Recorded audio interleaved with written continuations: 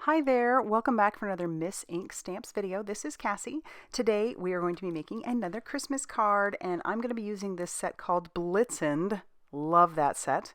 I'm also going to pair it up with Starry Night and Perfectly Plaid. Those are some great stencils. And then I do have some of this Champagne Stardust sequin mix that we're going to use. We're going to do an interesting thing with that. So let's pull out some watercolor paper. This was just a piece that I had in my stash just sitting there. So I'm going to tack this down to the back. You could use like pixie spray or something like that, but I found that this worked fine because I'm going to make my background a little bit messy. So I'm just going to tack that down, and then I'm going to grab out some Rustic Wilderness Distress ink along with a blender brush. And then I'm going to blend that all over that background. I am not concerned with it having splotches or dark spots. In fact, I want that. I think that'll add interest to the background. And it's interesting when you look at this background with the stencil still on that, how it does look so splotchy. But then you pull the stencil away and it looks pretty good. So we're going to pull that stencil away. I'll clean up my mess with some water, but then I'm going to take that same water and I'm going to spritz. I did just a couple more. And then I just kind of kept going because it wasn't doing a whole lot on this 140-pound watercolor paper that I have. This is just some regular watercolor paper. It's not anything real special.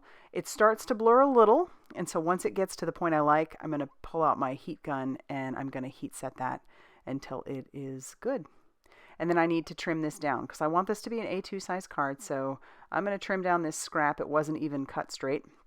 So I'm going to cut it down to 4 1/4 by 5.5 inches. That will be the full front of an A2 size card. And then I'm going to stick it to the back of my Starry Night stencil. I want to pull out some garnet red Nuvo Glimmer paste and just spread that all over that background like butter. Yeah. I got a little too much, got a little crazy. It's been a minute since I've pulled out any of my Nuvo pastes, but I'm just going to spread that all over that background, put the leftovers back in my container, seal that up nice and tight, and then not waste any time and take this to the sink to clean it off. If you don't have time, make sure before you do something like this that you have like a pan of water so that this does not sit on your stencil, because if it does, it will ruin it. All right, what you see is I have a laminator sheet. I'm going to pull in my laminator. It's been heating up nicely. It's just a Scotch one. I think I got this at Target because I broke my last one. And I'm going to sprinkle some of that champagne glitter all over that background, or all over the inside of that laminator sheet. I'll tell you what, I went a little overboard at the bottom. So you wouldn't want to put this much in there. What you need to do is make sure that if you're going to laminate some glitter, that you leave space for that lamination sheet to connect to the other side. And I didn't do that down at the bottom, so that will pose a little bit of a problem, but at the top we're fine. And there's enough static in the inside of a laminator sheet that if you don't go too heavy, you will have most of that just stay where it's supposed to. So I'll run this through my laminator. I'm going to run it through this way, and I'll flip it around and run it through that way just to kind of straighten it out and get rid of some of the wrinkles. And I apologize, my boys are wrestling in the background, so that's the jingling you hear. And by boys, I mean my cats. So this is what I'm doing. I just wanted to see how I could get that to, maybe make an embellishment out of, or possibly die cut it. And so after I've run it through a couple of different times, like I said, just to kind of make it so that it's not all bumpy, I do decide to take a circle die and run that over a heavier part and a less heavy part. And when I did it over the heavy part, I had some of that glitter seep out, mostly because it wasn't completely adhered. But we have a couple pieces here. I can save some for later, but check it out. It's actually pretty neat. I like that. I think I'll have to do that again. I have another scrap of watercolor paper, and I'm going to put this into my mini Misty, and I'll tack that down with that magnet, pick up the stamp, which is that darling little mouse sitting in the martini glass, and I'm going to ink this up with some VersaFine Clair Nocturne ink, nice crisp black pigment ink. I'll stamp that down after I get my finger in it. I'll stamp it down. And then I want to stamp it actually twice to make sure that I have good coverage.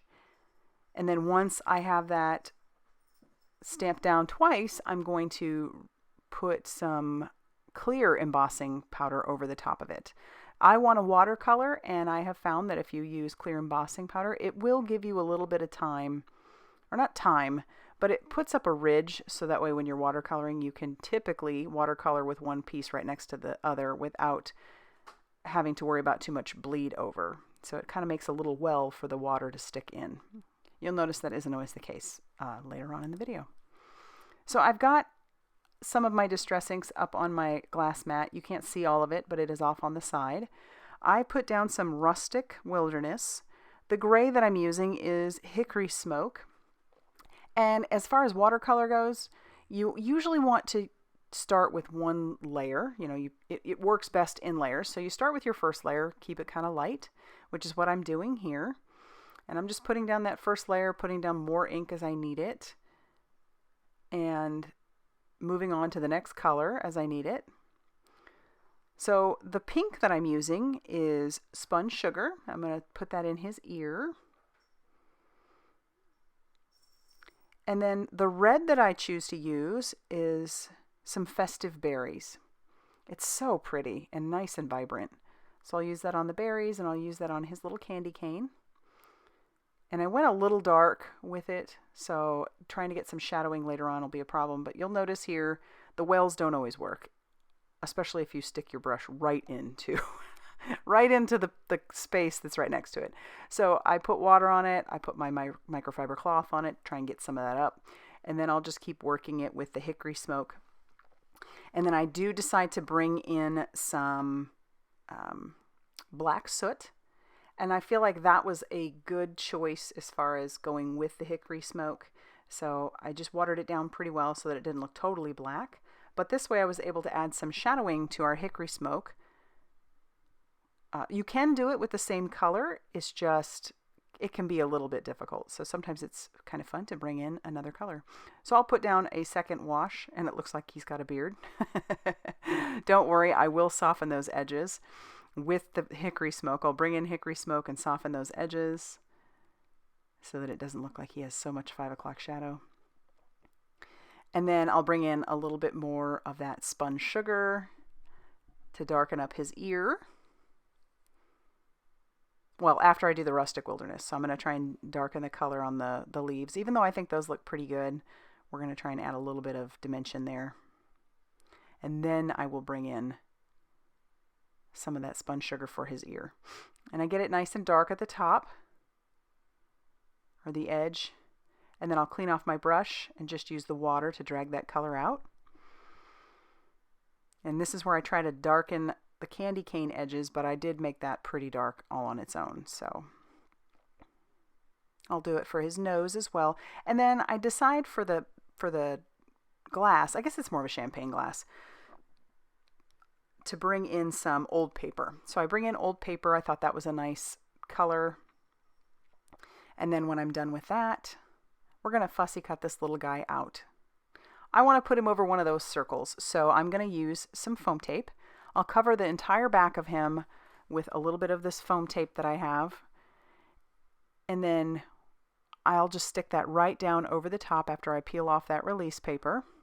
But I think that's fun. Since this is a champagne glass, I thought the Stardust glitter would go really well with him. So we're just going to peel off all that release paper and stick him right down to the top of that.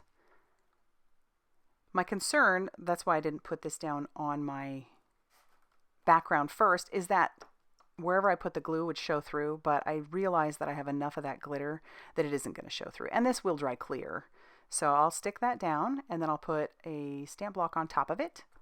And then we'll move on to stamping our sentiment, which I've got some black cardstock, a magic powder bag, and then we'll bring in that juicy embossing ink, stamp that down, and then cover that with some white embossing powder.